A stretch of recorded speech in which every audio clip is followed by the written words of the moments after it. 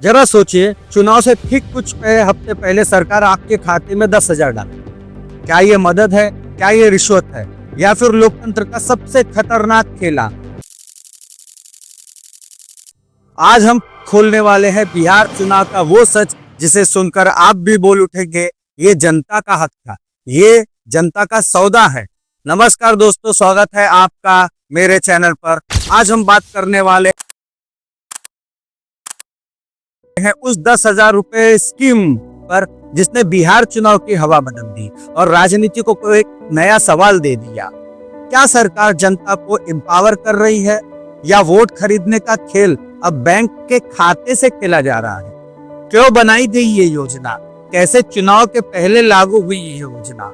BJP और नीतीश कुमार की सरकार की क्या सफाई है? विपक्ष क्यों बौखलाया हुआ है? और सबसे बड़ा सवाल दोस्तों, क्या इस तरह की योजनाएं लोकतंत्र को अंदर से खोखला कर रही हैं?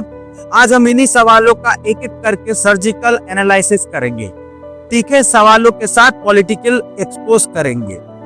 ये योजना कब और क्यों बनी, सच क्या है, पहले वो जान लेते हैं। बिहार की एनडीए सरकार यानी बीजेपी और जेडीयू ने महिला रोजगार सशक्तिकरण योजना के तहत महिलाओं के खाते में 10,000 की एक किस्त सम्मान राशि भेजी। कागजों पर लिखा गया था कि यह महिलाओं को आर्थिक सशक्तिकरण देना है, लेकिन असली कहानी इससे कहीं गहरी है। इस योजना पर पहले चर्चा होती रही, लेकिन इसकी टाइमिंग ने पूरे खेल का पर्दाफाश किया कि भाई स्कीम को चालू करने की जो फाइलें इतने महीनों तक लटकी रही, वो अचानक कैसे पास हो गई।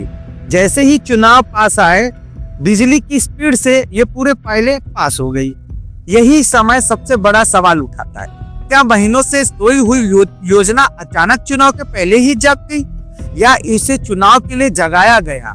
ये क्यों बनी योजना? असली मकसद क्या है? सरकार क्या कहती है इस पर? सरकार कहती है कि महिलाएं स्वावलंबी होंगी, छोटा व्यवसाय शुरू करेंगी, लेकिन विपक्ष और राजनीति विशेषज्ञ और कई विश्लेषक एक ही बात कहते हैं कि ये सरकारी फंड से दी गई आधिकारिक रिश्वत है। यह वोट खरीदने का एक सीधा तरीका है। प्रशांत किशोर ने इसे नाम ऑफिशियल ब्राइब तक दे दिया है। उन्होंने कहा, महिलाओं को 10,000 की मिठास देकर वोट हथियाना लोकतंत्र का सबसे बड़ा भ्रष्टाचार है। वह मिला है बिहार की महिलाओं को 10,000 रुपया मिला, हम लोग को भी मिला और दीदी लोग को भी मिला। तो क्या देखते हैं इन चुनावों में बिहार की महिलाओं का क्या मन है? यहाँ चुनेंगे मोदी नीतीश की तेजस्वी राहुल? इसमें जो भैया दिए हैं 10,000 रुपया, उन्हीं को चुना जाएगा। मोदी नीतीश को चुनेंगे बिहार? हाँ, बिहार के लिए। वही बिहार की राजनीति जमीन पर बैठकर समझने वाले कहते हैं कि ये स्कीम फ्री भी नहीं है, पॉलिटिकल करेंसी है, सीधे चुनावी प्रभाव के लिए डिजाइन की गई थी ये योजना। अब सवाल ये है कि अभी क्यों, चुनाव के पहले क्यों? ये सबसे बड़ा धक्का है। पैसों का ट्रांसफर चुनाव शेड्यूल घोषित होने के बाद, आचार संहिता लगने के बाद, नामांकन से ठीक पहले, यानी वो टाइम जब चुनाव आयोग किसी सरकार को कोई लोक लुभावना घोषणा या पैसा बांटने नहीं देता है। लेकिन यहाँ पे खेल हुआ है दोस्तों। सरकार ने कहा है, सरकार इसके ऊपर क्या सफाई दे रही है कि ये नीति पहले से ही थी, हम बस लागू कर रहे हैं, और इसी बहाने के सहारे सीधे लाखों महिलाओं को पैसा भेज दिया गया। क्या ये चुनावी स्टंट नहीं दोस्तों? क्या ये लोकतांत्रिक प्रक्रिया का मानसून खेल नहीं है दोस्तों? क्या जनता को क्लाइंट बनाकर चुनाव खरीदा जा रहा है? सरकार ने 10,000 रुपया देकर वोट खरीदा है। क्या वोटों पर असर पड़ा है इसका? तो 200% हाँ, इसका बहुत बड़ा असर पड़ा है। रिपोर्ट्स ऑफ ग्राउंड रियलिटी कहती है ये 10,000 सिर्फ राशि नहीं, चुनावी करंट है। गांवों में महिलाओं ने इसे सरकार का तोहफा कहा। बीजेपी जेडीयू कार्यकर्ताओं ने इसे सरकार की मेहरबानी बताकर प्रचार किया। कई महिलाओं ने साफ कहा, 10,000 रुपए मिले हैं, एक बार वोट तो देना ही पड़ेगा और हम देंगे। वोट ट्रांसफर की एक नई राजनीति खड़ी हो गई है अब दोस्तों, जिससे लोकतंत्र खतरे में आ सकता है। यहाँ तक कि आरजेडी भी मैदान में उतर पड़ा है। तेजस्वी ने कहा यह हाल ही चुनाव में कि एनडीए ने 10,000 रुपए दिए, ठीक है, हम 30,000 रुपए सालाना देंगे। यानी पैसा बांटने का खेल में विपक्ष को भी उसी हथियार से लड़ना पड़ रहा है। ये लोकतंत्र है या नीलामी घर? सरकार का ये कहना है कि सब कुछ कानूनी है, सब कुछ पवित्र है, लेकिन विपक्ष कहता है कानूनी बनाकर रिश्वत बांटना भी रिश्वत ही है। राजनीति अब नीतियों का युद्ध नहीं रहा है, अब ये पैकेज के नाम पर पैकेज की लड़ाई बन चुकी है। चुनाव आयोग इसमें क्या कर रहा है? चुनाव आयोग तो हमेशा से सवालों के घेरे में रहा है। इलेक्शन कमीशन पर दो बड़े आरोप लग रहे हैं। उसने स्कीम को नीति मानकर अनुमति दे दी। कैसे?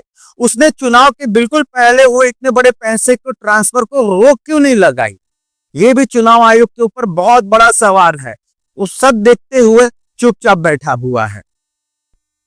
अब लोग पूछ रहे हैं, अगर हर राज्य सरकार चुनाव एक हफ्ते पहले 10,000 बांट दे तो क्या इलेक्शन कमीशन कुछ करेगा?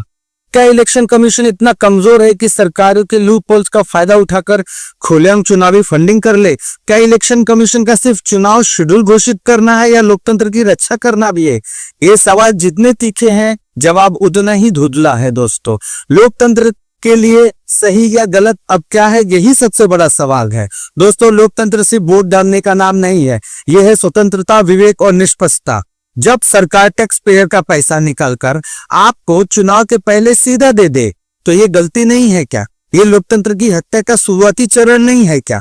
इससे मतदाता का एक नागरिक से ग्राहक बन जाता है। वोट एक मद नहीं, मूल्य बन जाता है। सरकारी नीति नहीं, रिश्तेदारों की तरफ मेहरबानी दिखाने लग जाती है। चुनाव बराबर की लड़ाई तब नहीं रह जाता है। जो ज्यादा पैसे दे सके उसकी सरकार बन जाएगी।